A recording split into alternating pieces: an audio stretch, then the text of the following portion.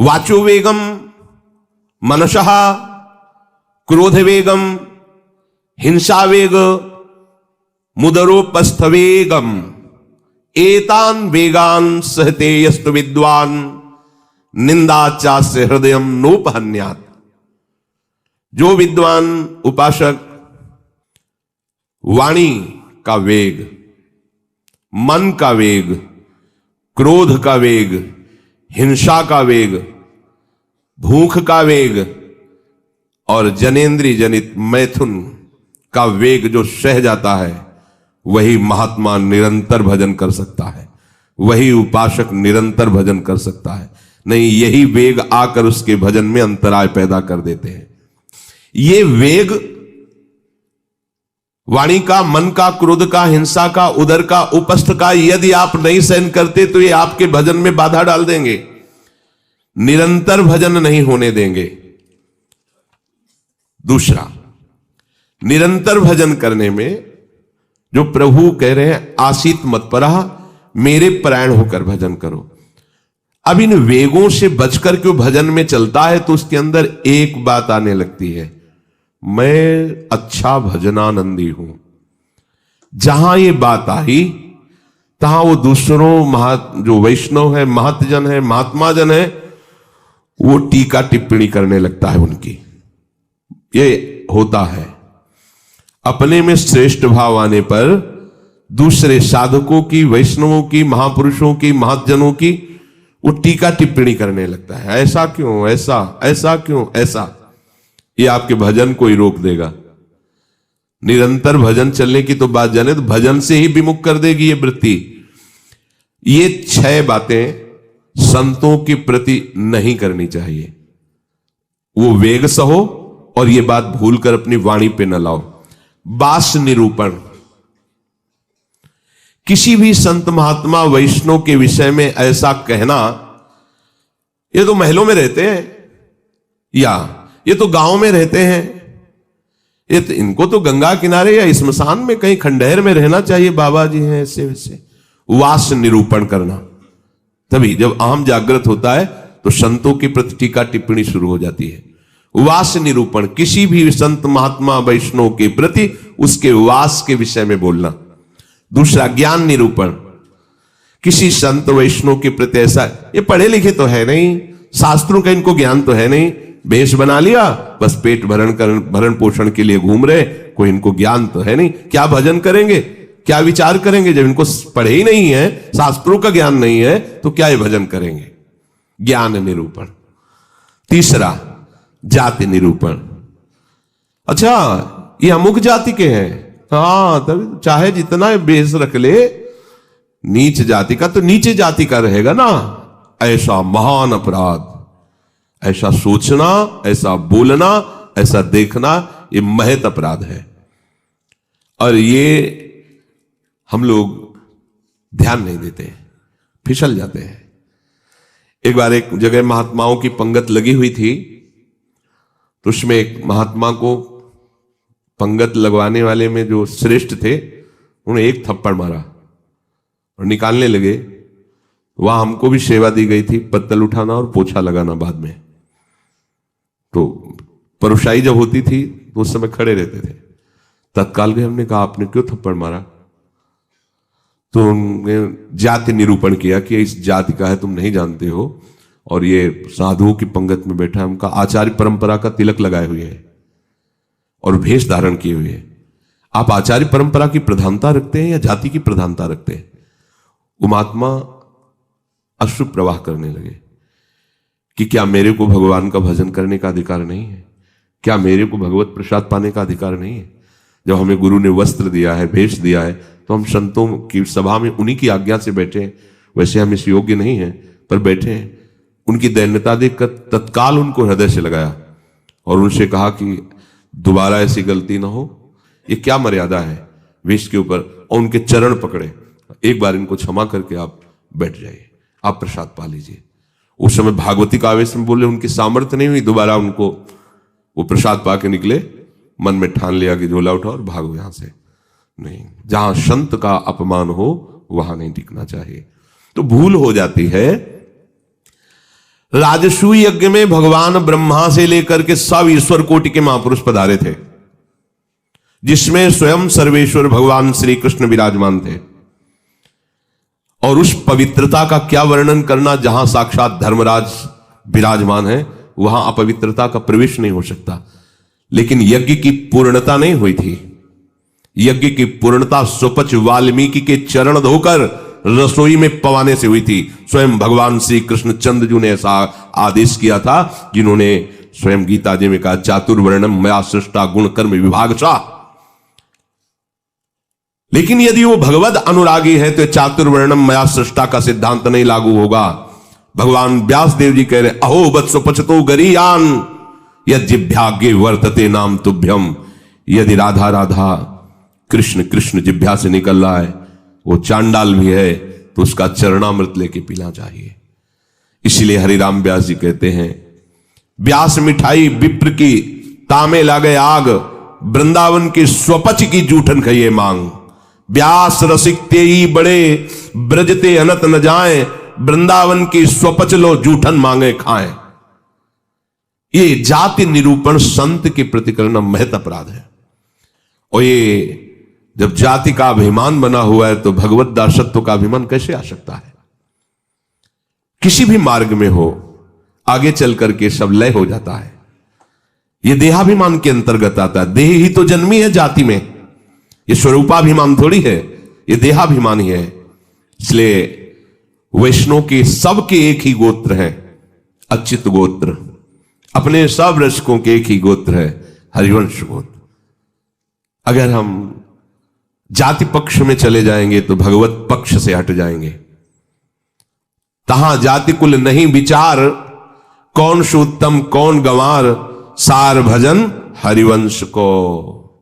और यारस मगन मिटे भवत्रास, सुनहु रसिक हरिवंश विलास, श्री हरिवंश गायो। कहीं भी प्रकट हुआ हो किसी भी कुल में, और वो जब आचार्य के शरणागत हो जाता है, आचार्य परंपरा से, तो अभेद हो जाता है। सुने प्रपन्न जेब है, अभद्र सर्व के गए, तिन्हें मिले प्रसन्न हुए, न जाति भेद मानिए न जाति भेद मानिए। उनको देख करके कहना चाहे, सुभाग हमारे अहोभाग्य आपके दर्शन हुए, आप पधारिए, आप विराजिए। और जैसे अपने पूज्य जनों का स्वागत किया जाता है, ऐसे मन में भी नहीं आना चाहिए कि ये अमुक जाति का संत है, इसके पैर कैसे छुए, इसका चरणामृत। अगर ऐसा तो आपका भजन बाधित हो जाएगा। जाति निरूपण, यही गलती हो गई थी दंडकारण्य के ऋषियों से श्री माता सबरी के प्रति। एक तो स्त्री जाति और दूसरी भीलिनी। कैसे हम महाब्रह्म ऋषियों के बीच में बड़े बड़े कीड़ा पड़ गए थे, सरोवर के जल का प्रयोग नहीं कर सकते थे, सब अशांत थे। और भगवान श्री राम ने माता सबरी को सौभाग्य दिया ऐसा, जो ब्रह्म ऋषियों को भी नहीं मिला। इसलिए कभी किसी संत के जाति निरूपण न करें। ये बिल्कुल, देखो हम सब प्रभु के अंश हैं। कर्म के अनुसार शरीर में आए, कर्म के अनुसार कुल में जन्मे, लेकिन हमको वो लेके थोड़ी बैठना है। हमको तो अपने प्रीतम के पास जाना है। हम ये कुल कर्म को लेके, जाति धर्म को लेकर के, शरीर को लेकर बैठे रहेंगे तो अगला जन्म निश्चित हो जाएगा। हमें प्रभु के पास जाना है। जो ही ये बात सोचकर आगे बढ़े तो आप केवल प्रभु के हो गए, खत्म खेल। बस सृष्टि चक्र के खेल के लिए है चातुर्वर्णम। भगवत मार्ग में जे ही आरूढ़ हुए तो वो शरीर राग हटा, भगवत अंश हो। जितने ब्रह्मा जी पवित्र हैं उतने तुम्हारा स्वरूप पवित्र है। जो भगवान शंकर का स्वरूप है वही तुम्हारा स्वरूप है। स्वरूप में अंतर नहीं है, अंतर है देह में। स्वरूप तो सबका एक ही है, भगवत स्वरूप है, सब आत्म स्वरूप है। चौथा, वृत्ति निरूपण। किसी महात्मा को देख के कहना है ना हाथ में माला है, हमें खास तो भजनानंदी तो लगते नहीं, पड़े रहते हैं, इधर खाते उधर खाते, भंडारा खाते डोलते हैं। बिल्कुल नहीं। तुम क्या जानो, क्या जानो कौन सी क्या वृत्ति है। एक भजन की ऐसी भी वृत्ति होती है जिसमें माला विक्षेप होता है। भजन में सहायक माला होता है, और एक भजन की ऐसी वृत्ति होती है जिसमें माला विक्षेप होता है। अगर कभी उत्साहपूर्वक ले भी लिया जाए तो 10-5 मिनट से ज्यादा नहीं चलेगा, रख जाएगा। स्वाभाविक छाया हुआ है। अब वहां मन का चलाए तो विक्षेप पड़ रहा है, गिनती करे तो विक्षेप पड़ रहा है, चल रहा है। अब आप क्या जाने, आप माला देख के तो जान जाते हैं कि जप हो रहा है, लेकिन बैठे हैं, टहल रहे हैं, तो आपको लगा खाली टहल रहे हैं। नहीं, ऐसा नहीं। संतों को जानना बड़ा कठिन होता है। एक बार गुरु जी की सेवा में सुकुमारी शरण थे, जे ही लाडली कुंज में प्रवेश हुए तो महाराज जी ने कहा दुर्गंध आ रही। ऐसे देखा और कहा वैष्णव अपराध करके आ रहे हो क्या? महाराज जी हम साबुन लगा के नहीं नहाते तो शायद शरीर से दुर्गंध। बोले वो दुर्गंध नहीं, ये वैष्णव अपराध की दुर्गंध है। गुरुदेव ने कहा महाराज जी सावधान रहते हैं, कोई वैष्णव अपराध तो नहीं, हमें महसूस हो रही है। आप पहले वहीं खड़े रहिए, बताइए क्या वैष्णव अपराध किया है। भजन का क्या प्रभाव होता है, बहुत सूक्ष्म है, बहुत सूक्ष्म। महापुरुषों के हृदय से ही पता चलता है ना।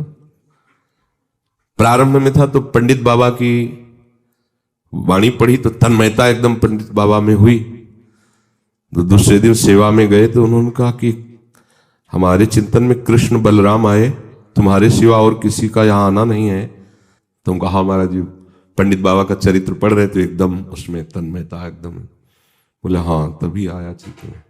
तो कितना सूक्ष्म, मतलब ये सबके समझ में की बात। परिक्रमा दे रहे थे जगन्नाथ बाबा की कुटिया, दोपहर में देखा महाराज जी गायब। देखा तो अप्सरा कुंड में ध्यानस्थ एक वृक्ष के नीचे बैठे। महाराज जी वहां से क्यों चले आए? बोले इतनी जोर के गोपाल मंत्र के वहां परमाणु सिद्ध पुरुष थे ना, तो हमें विक्षेप पड़ रहा था निज मंत्र में, इसलिए हट के चले आए। वही हम पढ़े, हमें कुछ पता नहीं चल रहा। आपका कितना सूक्ष्म, प्रवेश करते ही कह दिया आप वैष्णव अपराध करके आ रहे हैं, दुर्गंध आ रही। ओ हाँ महाराज जी अगर ये वैष्णव अपराध है तो फिर वो एक समोसा बांट रहे थे तो एक संत बार बार समोसा ले और खाते जा रहे थे, फिर लेते जा रहे थे, तो उसने धक्का मारा और दबकाक भगा दिया। तो हमें लगा कि कैसे संत हैं, ये समोसा के लिए बार बार हाथ फैला रहे हैं। तो बोले उनको जानते हो? बोले हाँ प्राय वो दिखाई देते हैं बिहारी जी की गली में। बोले जाओ, महाराज जी ने पैसा दिया 50 रुपये उस समय, अगर जाओ समोसा खरीदो, उनको दो और उनके चरण पकड़ो, उनसे कहो कि आपके प्रति हमारी ऐसी मलिन बुद्धि हो गई थी, आप हमें क्षमा करें, फिर सेवा में आओ। कितना सूक्ष्म है महापुरुषों का सुरक्षा कवच। किसी भी संत के प्रति, वैष्णव के प्रति, ये तो पड़ा रहता है, तो कभी माला नहीं लिए, तो कोई भजन ध्यान करता नहीं, इस प्रकार से उसकी निंदा करना ये वृत्ति निरूपण है। पांचवा है स्वरूप निरूपण। इनके चेहरे में कोई तेज तो है नहीं, हमें लगता है कोई महात्मा तो है नहीं, बनावटी ही लग रहे हैं, कोई आकर्षण तो है नहीं इनके चेहरे में, सच्चे साधु नहीं है, ऐसा वैसा नहीं। आप क्या जानते हो, ये राख से ढकी हुई आग है, राख हटे तब पता चलेगा। अगर चेहरे से ही महात्मा की पहचान होती तो जड़ भरत जी को पहचान लेता रहुगण। और साधारण सत्संगी नहीं, कपिल भगवान से सत्संग करने जा रहा है, कोई साधारण सत्संगी नहीं, महापुरुषों का संग करने वाला है, फिर भी नहीं पहचान पाया राख से ढकी हुई आग को। जड़ भरत जी जैसे महान ब्रह्मभूत महापुरुष से पालकी उठवा दी, जब उनके वचन प्रकाशित हुए तो कूद पड़ा पालकी से चरणों के। इतनी ऊंची स्थिति के महात्मा, कांप गया। तो ये किसी भी महात्मा के बाह्य रूप को देख करके नहीं जाना जा सकता कि किस कोटि का महात्मा है, कितनी ऊंचाई का है। इसलिए इनमें तेज नहीं है, इनका चेहरा कोई आकर्षणकारी नहीं है, ऐसे कोई साधारण लगते हैं, कोई सच्चे साधु तो है नहीं, ऐसा नहीं करना चाहिए। छठवां धातु निरूपण। भक्त या भगवत विग्रह की, अच्छा ये पत्थर के ठाकुर जी हैं, सप्तम धातु के हैं, ये काहे से बने हुए ठाकुर जी? अगर वो मंदिर में विराजमान तो साक्षात प्रभु विराजमान, कुटिया में विराजमान तो साक्षात प्रभु विराजमान। श्री विग्रह में पाषाण, लोहा, तांबा या काष्ठ की भावना ले आना, यह आपके निरंतर भजन में बाधा पहुंचा देगी। उन वेगों को सहना और इस अपराध से बचना। जो गुरु ने नाम दिया है, मंत्र दिया है, आराध्य देव का रूप दिया है, उसके सिवा सब माया है। वो अपने को चिंतन नहीं करना, केवल उतना ही चिंतन। ये बहुत कठिन बात है। प्रायः मनमानी भजन करने में ज्यादा अच्छा लगता है, और गुरु मंत्र और गुरु श्री मुख से जो दिया गया उपासना नाम है, पद्धति है, उसमें मन मरता है, इसलिए उसमें मन नहीं लगना चाहता। हम ये देखते हैं, प्रायः कई उपासकों से सुना है उनके हृदय की बात, जो गुरु प्रदत्त है उसमें नहीं लगेगा और मन माने लग जाएगा। मन ने स्वीकार कर लिया चितम केशवम राम नारायण, ये रटे हम उन्हीं गुरु से पूछ रहे हैं जिन्होंने मंत्र दिया है, नाम दिया, ये हम रटे। तो ये बुरी बात तो है नहीं, भगवान के नाम जपिए, पर बात नहीं बनेगी। जहां बात बननी है वहां मंत्र मूलम गुरु वाक्यम, जो गुरुदेव ने शब्द दिया है, नाम दिया है, मंत्र दिया है, बस होए अनन्य एक व्रत गाए, वही। चाहे जितना मन चंचल हो, जो ऐसी निष्ठा वाला होता है, देर नहीं लगता शांत होने में। पर जिनका है कि छलांग लगाना अच्छा लगता है, थोड़ी देर ये जपा, थोड़ी देर वो जपा, थोड़ी देर वो जपा। अरे भगवान का तो भजन करना है। अभी वो पद्धति को नहीं समझे, अभी रस मार्ग में बहुत दूरी है, अंतराय है। सभी कार्य करते हुए अपने स्वरूप में स्थित रहना। जैसे अपने लोगों का स्वरूप है सहचरी, तो जगने से लेकर शयन तक आपकी स्मृति में रहना चाहिए, मैं श्री जी की सहचरी हूं। भले अनुभव में नहीं आ रहा, आपको सहचरी बप्पू का अनुभव नहीं हो रहा, पर हम हैं, मान लेना। जैसे अपने को अनुभव नहीं था हम किस कुल में जन्मे हैं, पर माता पिता किसी ने तो सिखाया होगा कि तुम पंडित हो, ब्राह्मण हो, बैठ गया ना दिमाग में। इन्होंने लिखा है क्या ब्राह्मण कहीं, और बैठ गया पंडित घर के जन्म है हमारा। ऐसे ही गुरु ने तुम्हें नया जन्म दिया है। न स्त्री हो, न पुरुष हो, न ब्राह्मण हो, न क्षत्रिय हो, न वैश्य हो, न शूद्र हो, न गृहस्थ हो, न विरक्त हो। क्या हो? श्री जी की प्रिय सखी हो तुम। स्वीकार करो। जैसे मां ने सिखाया था कि ये तुम्हारे पिता हैं और पिता ब्राह्मण कुल के, तो तुम भी ब्राह्मण कुल के हुए। समझ गए? तुम पंडित की संतान हो तो पंडित ही हुए। ऐसे ही तुम हमारे प्रिया प्रीतम के अंश हो। गुरुदेव ने समझाया तुम प्रिया प्रीतम की प्रिय सखी हो। बस ये दिमाग में तुम लाओ पहले, इसी से स्वरूप जागृत होगा। जो उपासना पद्धति मिली पहले दिमाग में ले आओ। न स्त्री हो, न पुरुष हो, न गृहस्थ हो, न विरक्त हो, न ब्राह्मण हो, न क्षत्रिय हो, न वैश्य हो, न शूद्र हो। तुम क्या हो? तुम प्रियालाल के निज जन हो। तुम प्रियालाल की सहचरी हो, प्रियालाल की प्रिय सखी हो। ये सुबह से शयन तक आपके दिमाग में आ जाए। जैसे हम रटते नहीं हैं, पर कभी भी पूछ लिया जाए तो हम अपनी बात बता देंगे। ये शरीर कहां जन्मा है, क्या है, कभी याद नहीं करना है, लेकिन वो आया ना। ऐसे ही सहचरी बप्पू का है। हमने दर्शन नहीं किए सहचरी स्वरूप के, पर हमारे गुरुदेव कह रहे हैं कि आप सहचरी बप्पू हो, आपका स्वरूप सहचरी है, तो हम पहले स्वीकार करते हैं। उठते बैठते चलते फिरते आपके दिमाग में बात बैठ जाए कि मैं श्री जी की प्रिय सखी हूं। युगल सरकार हमारे प्रीतम है, और पीछे की जो बातें की गई वो हमारे जीवन में ना हो, तो भगवान जो कह रहे हैं आशीत मत परहा, मेरे परायण होकर बैठ जा, अर्थात आप निहाल हो जाओगे। भगवद आश्रित भगवत परायण वर्तमान में ही आनंदित होता, भविष्य की बात नहीं होती। वर्तमान में जाने मोरी छाती, उसका हृदय जो शीतलता और आनंद से भर जाता है, फिर वो कृतकृत्यता का अनुभव करता है। इसलिए सत्संग का श्रवण करो, फिर मनन करो और उसको जीवन में धारण करो। जो कहा गया नहीं करना उसको छोड़िए, जो कहा गया स्वीकार कीजिए उसको स्वीकार कीजिए। यही विवेक है, असत का त्याग और सत को स्वीकार करना। जिस सत को स्वीकार किया उसी में अनुराग कर लेना, यही उपासना का आंतरिक